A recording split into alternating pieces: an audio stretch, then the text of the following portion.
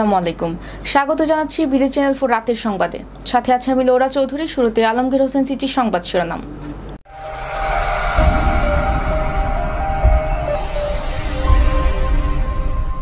ন্যায় ও ইনসাফ প্রতিষ্ঠিত না হওয়া পর্যন্ত সংগ্রাম চালিয়ে যেতে হবে, তারেক রহমান। কিশোরগঞ্জে ইয়াবাসহ 3 জন গ্রেফতার।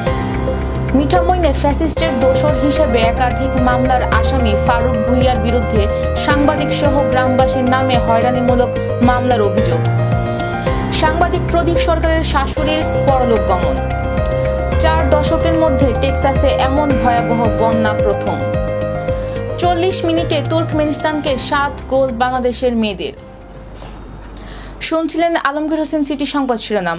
এবার সিটি কনভেনশন হল বিস্তারিত।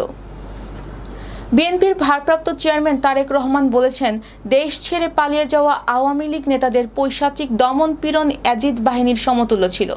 পবিত্র আশুরা উপলক্ষে আজ শনিবার দেওয়া এক বাণীতে তিনি এই কথা বলেন। বাণীতে তারেক রহমান বলেন, ইসলাম ধর্ম অনুসারীদের জন্য অত্যন্ত ঘটনাবহুল ও স্মরণীয় একটি দিন 10 মুহররম। বিশ্বের ইতিহাসে এই দিনটিতে অসংখ্য ঘটনা সংঘটিত হয়, তাই এই দিনটির মহিমা অসীম। এক বিয়োগান্তক বিষাদময় ঘটনা স্মৃতি বিজড়িত এই দিন, যা পবিত্র আশুরা হিসেবে পালন করা হয়। অন্যায় অবিচার জুলুমের বিরুদ্ধে লড়াই করতে গিয়ে মহানবী হজরত মুহাম্মদ সাল্লাল্লাহু আলাইহি সাল্লামের প্রিয় দহিত্র হজরত ইমাম হোসেন এ দিনে কারাবালার প্রান্তরে শাহাদাত বরণ করেছিলেন। এই দিন শোক, শ্রদ্ধা ও আত্মত্যাগের দিন। জাগতিক অন্যায় ও দুর্নীতির প্রতিবাদ এবং ইমাম হোসেন এর আত্মত্যাগ বাংলাদেশ সহ সারা দুনিয়ার মুসলমান ও বিশ্ববাসীর জন্য এক মহিমামণ্ডিত অনুকরণীয় দৃষ্টান্ত হয়ে আছে। এবার ম্যাপল ইন্টারন্যাশনাল স্কুল স্থানীয় সংবাদ।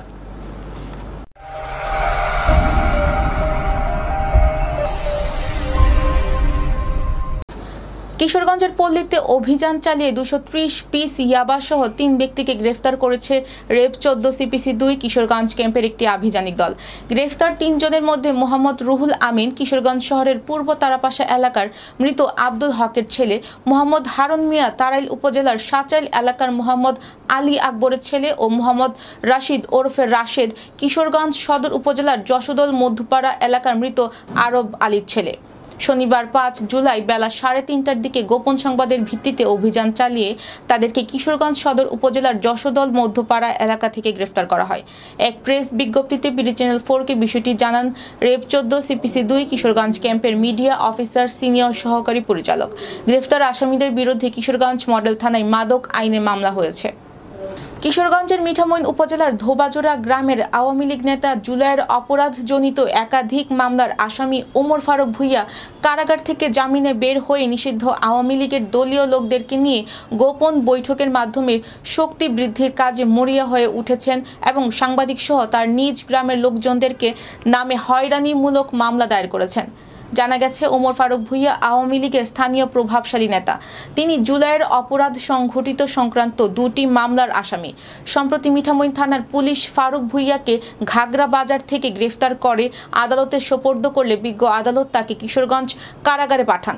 পরে তিনি উচ্চ আদালত থেকে 2 মামলার জামিন নিয়ে কারাগার থেকে ছাড়া পান।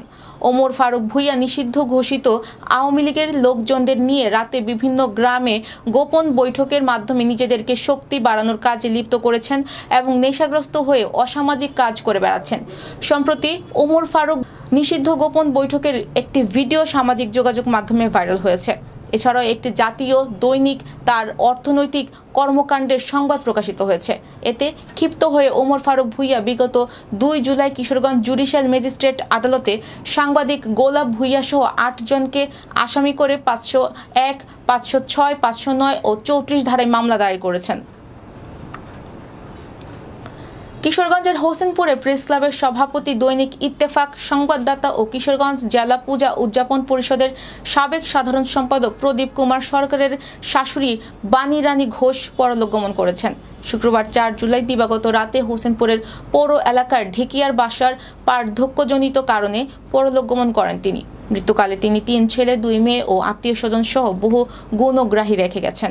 কুলেশ্বরী বাড়ি শ্মশান ঘাটে তার শেষকৃত্য অনুষ্ঠিত হয়। তার মৃত্যুতে কিশোরগঞ্জ জেলা পূজা উদযাপন পরিষদের সাবেক সভাপতি বীর মুক্তিযোদ্ধা অ্যাডভোকেট ভূপেন্দ্র ভৌমিক দোলন ও বাংলাদেশ পূজা উদযাপন পরিষদ হোসেনপুর উপজেলা শাখা ও পৌর শাখার নেতৃবৃন্দ গভীর শোক প্রকাশ করেছেন। এবার জীবনদীপ হেলথ সেন্টার আন্তর্জাতিক খবর।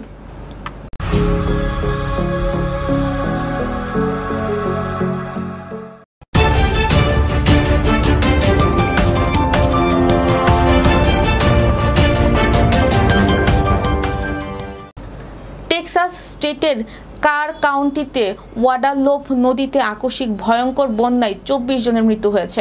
পাশাপাশি গ্রীষ্মকালীন ক্যাম্পে থাকা প্রায় 20 শিশুসহ আরও অনেকে নিখোঁজ হয়েছেন।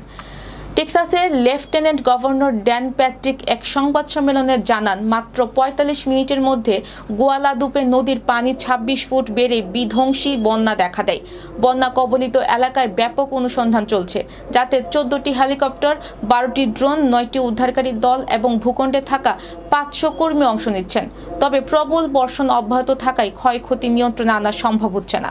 উদ্ধার কাজে নিয়োজিত টেক্সাস সোশ্যাল গার্ডের অধিকর্তা মেজর জেনারেল থমাস এম শুয়েলজার শুক্রবার দিবাগত রাতে গণমাধ্যমকে জানান, পানিবন্দী 237 জনকে উদ্ধার করা হয়েছে।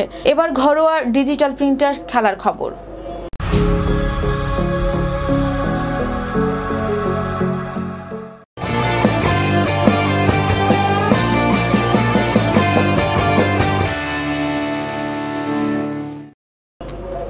নারী এশিয়া কাপের বাছাই পর্বে তুর্কমেনিস্তানকে 40 মিনিটে 7 গোল দিয়েছে বাংলাদেশ নারী ফুটবল দল।